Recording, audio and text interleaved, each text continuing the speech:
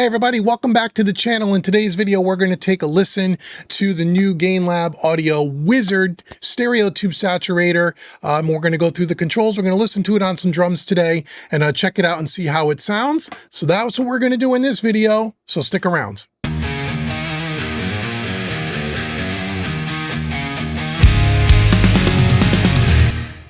Okay friends, welcome back to the channel. So in this video, we're going to take a listen for the first time to the GainLab Audio Wizard Tube Saturation Box, which is awesome. A few weeks ago, I did an unboxing of this. GainLab Audio reached out to me and said, hey, we know you really love our gear. Do you want to check out this new tube saturator? I said, sure, send it down. Let me check it out. I've been using some GainLab Audio equipment now for a few years. The one piece of gear I love the most is their Empress EQ. I've done some videos on that in the past. I'll link that in the description box below.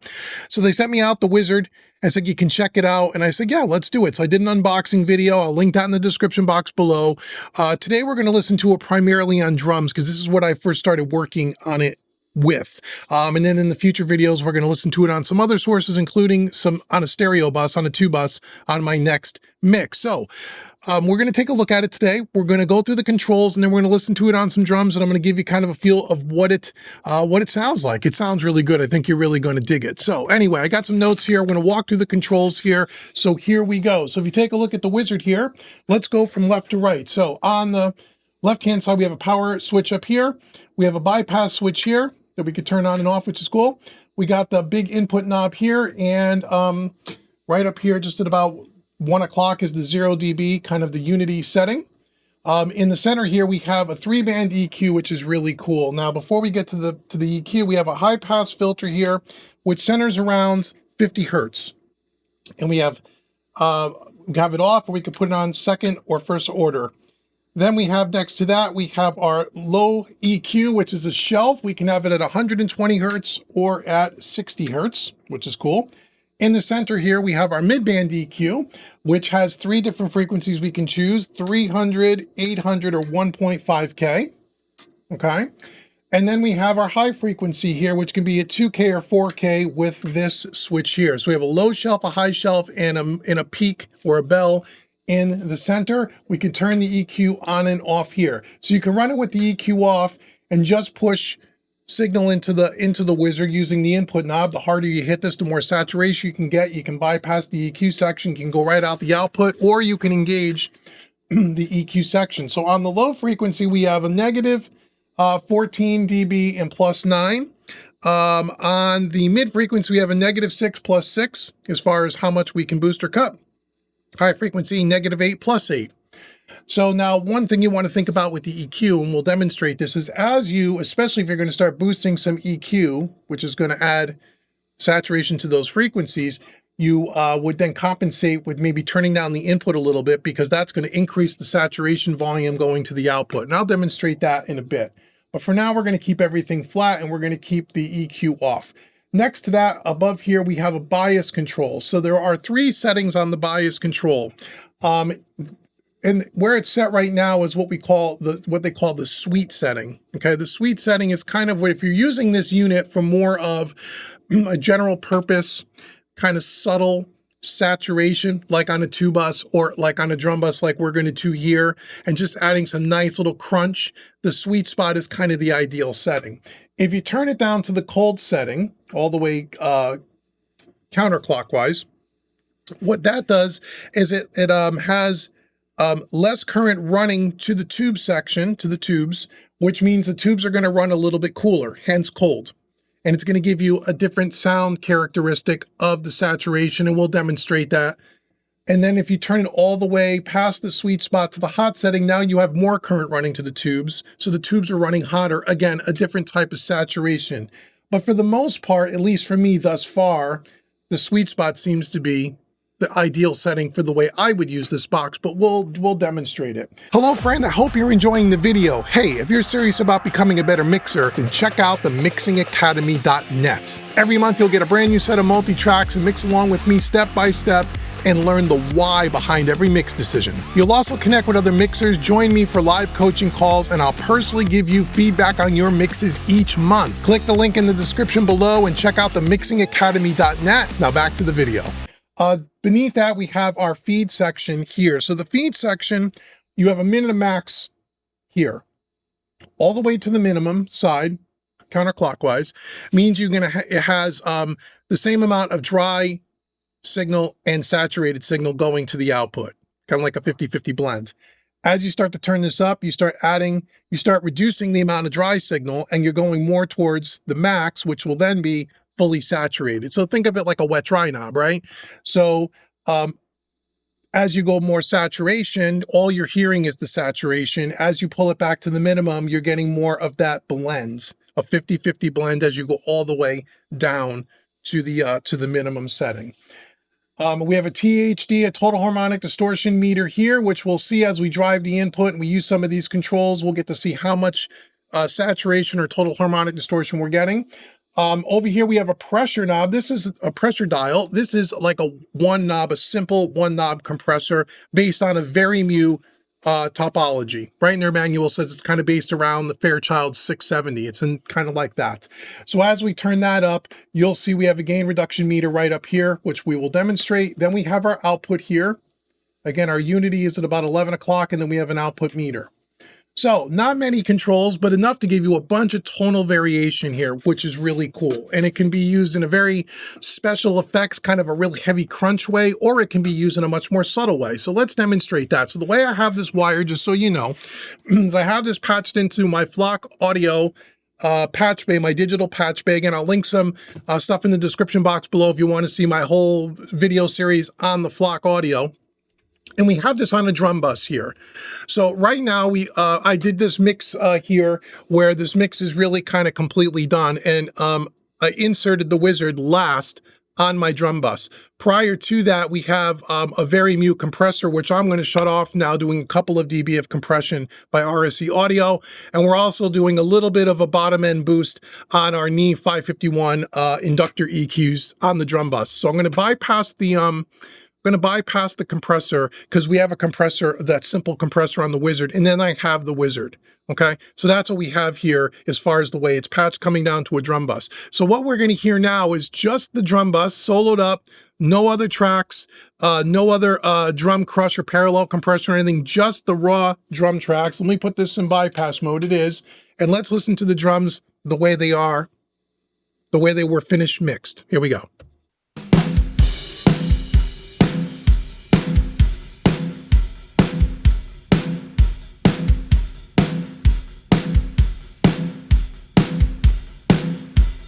Okay, so we have, basic 4 on the floor kind of a beat. Okay, so now what I'm going to do, first thing I'm going to do, the EQ is completely flat. We're going to keep the compressor all the way off, and I'm just going to turn on the wizard, and I'm just going to hit it so we're hitting about 5% of saturation, and then we'll just bypass. We'll turn it on and off so you can just see what that sounds like.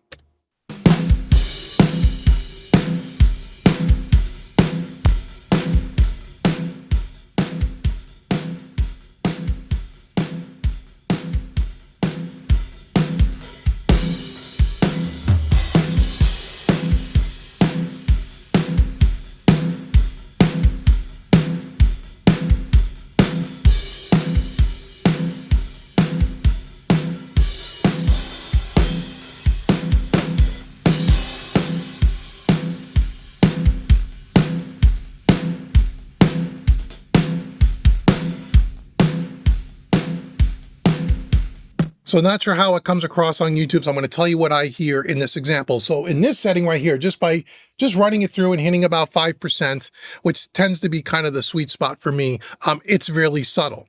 It's really subtle. Now, if I take the bias control here, we're on the sweet setting now. Let me roll it from the cold down to the hot so you could hear how crunchy it gets if you wanted to kind of use this in kind of like a special effects kind of thing. Let me demonstrate that.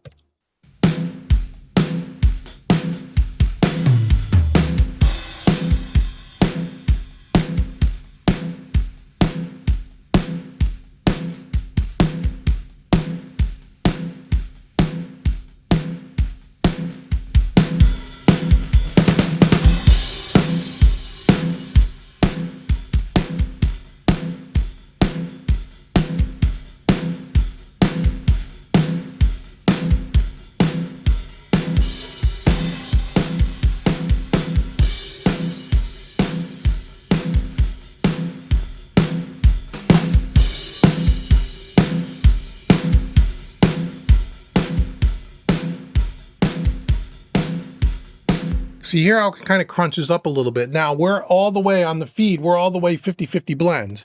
So now let me keep it all the way on the hot setting and let me start to roll back in a roll less of the dry signal in. Okay, so by bringing it up, we're just bringing down the saturation so you can hear the saturation, how crunchy it can get.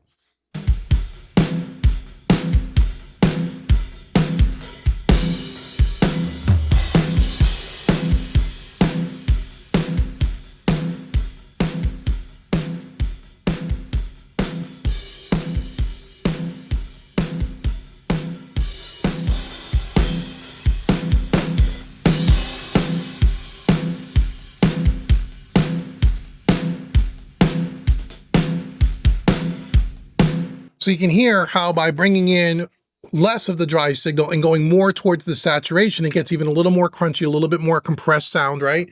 When that's not even getting any compression, so to speak. So again, you can, what's nice, it's variable, so you can set it anywhere in between.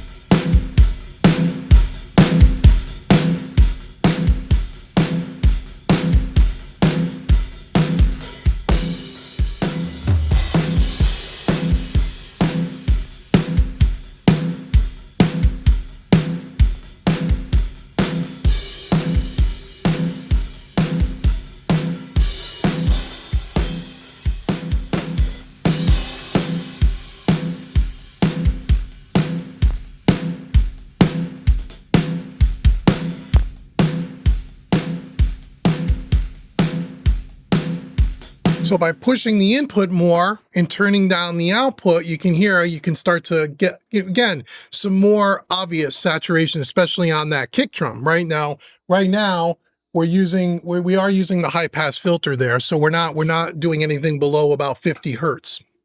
So one thing about this box that I like so far is that there's a lot of tonal variations that you can get depending on what you're going for. If you like things a little bit more subtle, it does that beautifully. If you like things a little bit more crunchy but not over the top, it does that. And if you want to go crazy, balls to the wall, it does that too. Let me bring in a little bit of the compressor now. So I'm going to back it off a little bit, hit about that 5%. Let's bring in a little bit of compression and see what that does.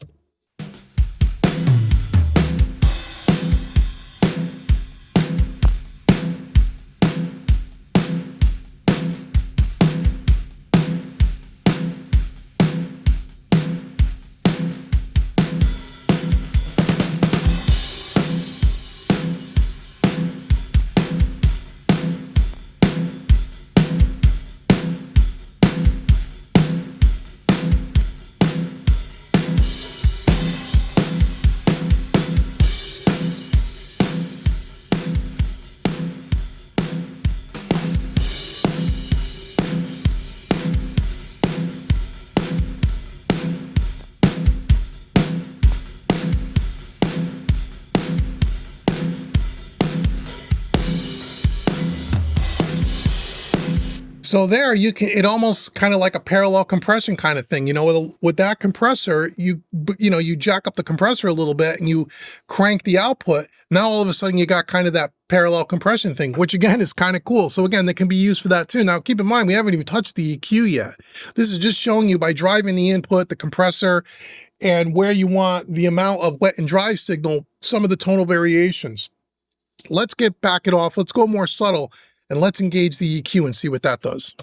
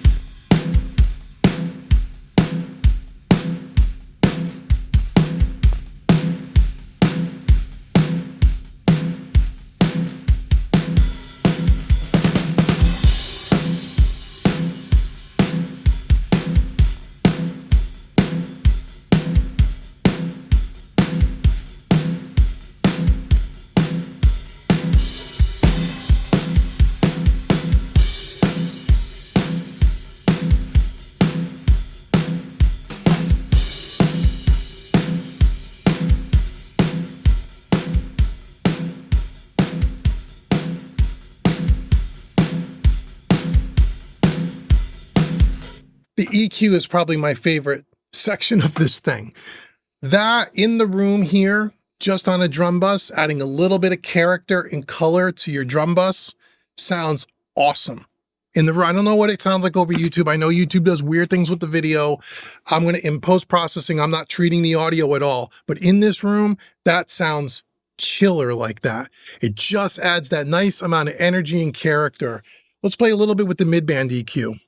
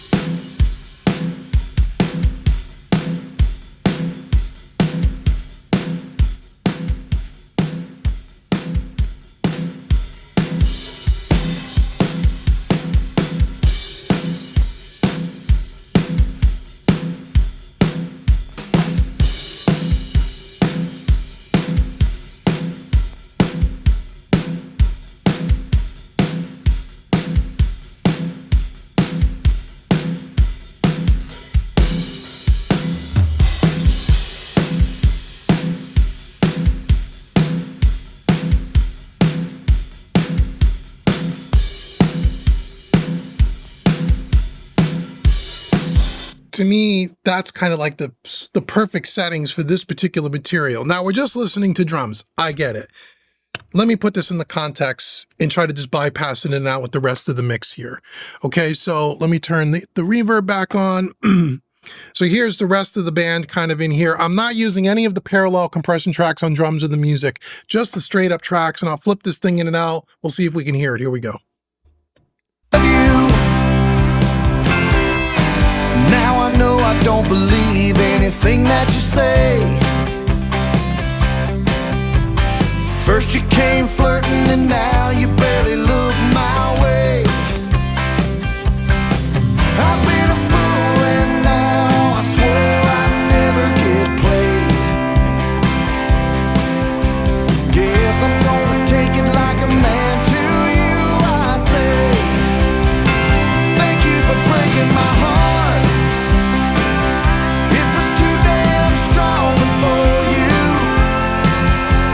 Shy to rely on anyone, but I'm afraid of saying I love you. Thank you for breaking my heart. It's been made to die.